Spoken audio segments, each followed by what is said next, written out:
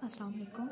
आज के लेसन की समरी है सबक सोने और सोकर उठने के आदाब, जो कि हमारे आदाब ज़िंदगी में आता है कि हमने अपनी ज़िंदगी जो है हम किस असूलों के मुताबिक गुजारनी है और हमारे नबी सल्लल्लाहु अलैहि वसल्लम की सुन्नत पर हमने कैसे अमल करना है। हमारे प्यारे नबी सल्लल्लाहु अलैहि वसल्लम ने भी अपनी ज़िंदगी में कुछ दुआएं, कुछ अस्कार जो थे वो अपना रोज़मर्रा का मामूल बनाए हुए थे, जिनको हमें भी फॉलो करना चाहिए। तो हमारे बहुत से ऐसे मामलात हैं, जैसे हम सोने से पहले जैसे ही सोकर उठते हैं तो हमें पहले दुआ पढ़नी चाहिए। इसी तरह जब सोने के लिए जब बिस्तर पर जाते हैं तो तब भी हमें दुआ पढ़नी चाहिए। जैसे पानी पीते वक्त दुआ पढ़नी चाहिए, खाना खाते वक्त दुआ है, हर काम शुरू करने से पहले कोई ना कोई दुआ पढ़ी जाती है। इसी तरह से हमारे सोने और सोकर उठने के भी कुछ आदाब हैं जिसको हमने फॉलो करना है। तो सफ़ा नंबर 56 पर यह हमारा चैप्टर है, आदाब ज़िंदगी, सोने और सोकर उठने के आदाब। इस चैप्टर में जो है हमें हमारे प्यारे नबी सल्लल्लाहु अलैहि वसल्लम की जानिब से जो रोज़मर्रा के आदाब बताए गए हैं वो आदाब जो है मैं आपको समझाने की कोशिश करती हूँ। जब हम बिस्तर पे जाते हैं सोने के लिए तो हमें सोने से पहले जो हैं वो क्या क्या काम करने चाहिए। जब हम तैयार होते हैं कि हमने अब सोना है तो उसके लिए हमें इशा के बाद फ़ौरन जो है वो क्या करना चाहिए, जल्दी सोने की तैयारी करनी चाहिए। इशा के बाद जल्दी सोने की तैयारी करनी चाहिए, ज़्यादा बहुत लेट नाइट नहीं सोना चाहिए, ठीक है। फिर उसके बाद जब हम सोने के लिए जाएं तो हमें दाएं करवट पर लेटना चाहिए। दाएं करवट यानी हमारी जो राइट साइड है, हमें उस करवट पर लेटना चाहिए। और सोने से पहले जो है वो अपना बिस्तर झाड़ना चाहिए। बिस्तर ज़रूर झाड़ें, क्योंकि हो सकता है कि बिस्तर में कोई कीड़े मकोड़े या कचरा हो या कोई ऐसी डस्ट हो जिसको झाड़ने से वो हट जाए। तो इस तरह से हमारी सेहत भी ठीक रहेगी, क्योंकि हमारे बॉडी के जो मुर्दा सेल्स होते हैं वो हमारे बिस्तर पर उठने से पहले जो हैं वो वहाँ रह जाते हैं।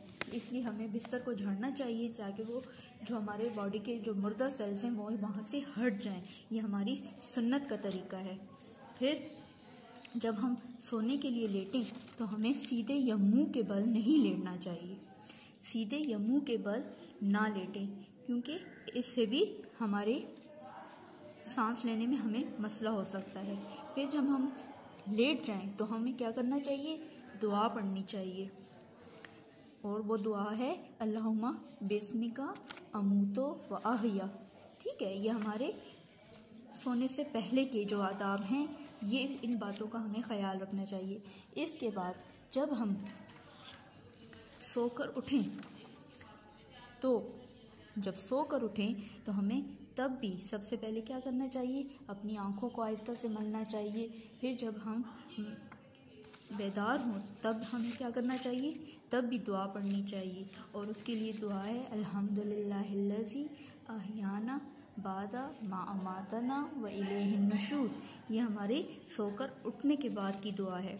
उसके बाद हमें चाहिए कि हम अपने हाथ धोएं, मुंह साफ़ करें, क्योंकि हम फिर उसके बाद हमें नाश्ता करना होता है। तो हमें डायरेक्ट जो है वो नाश्ता गंदे मुंह तो नहीं करना चाहिए ना, क्योंकि इससे क्या होगा, हमारी सेहत ख़राब होगी और ये हमारे सुन्नत के अकॉर्डिंग भी नहीं होगी।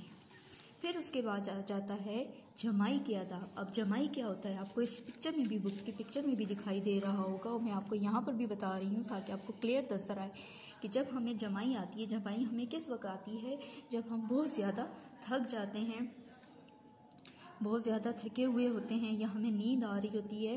तो क्या होता है, उस वक्त हमें जमाई आती है। तो हमें जिस वक्त जमाई आए तो हमें क्या करना चाहिए, अपने बाएं हाथ की पुश्त जो है वो रखनी चाहिए। क्या करना चाहिए, बाएं हाथ की पुश्त अपने मुंह के ऊपर रखनी चाहिए, ताकि बाएं हाथ की पुश्त वो अपने मुंह के ऊपर रखनी चाहिए, क्योंकि ये गुड मैनर्स में आता है, अच्छे आदाब में आता है, ठीक है। हमें ऐसे ही मुंह खोल के नहीं जमाई लेनी चाहिए, क्योंकि जब हम मुँह खोलकर जमाई लेते हैं तो क्या होता है, शैतान हम पर हंसता है। और जब हमें जमाई आए तो पहले तो हमें चाहिए कि हम उसे कोशिश करके रोकें, लेकिन अगर आपसे ना रुके तो फिर फ़ौरन अगर मुंह खुल जाए तो आपने फ़ौरन क्या करना है, अपने बाएं हाथ की पुष्ट जो है अपने मुंह के ऊपर रखनी है, ताकि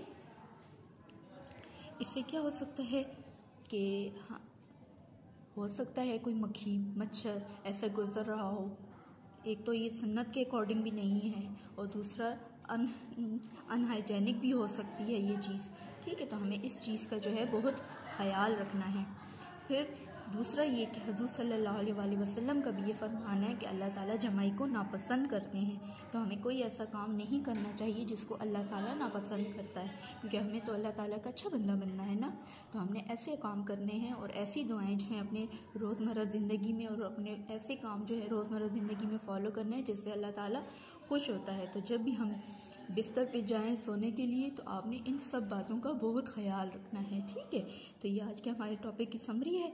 इंशाल्लाह मुझे पूरी उम्मीद है कि आपको ये समझ आई होगी और आप इससे ख़ुद भी रीड करके और अच्छे समझने की कोशिश करेंगे। ओके, अल्लाह हाफ़िज़।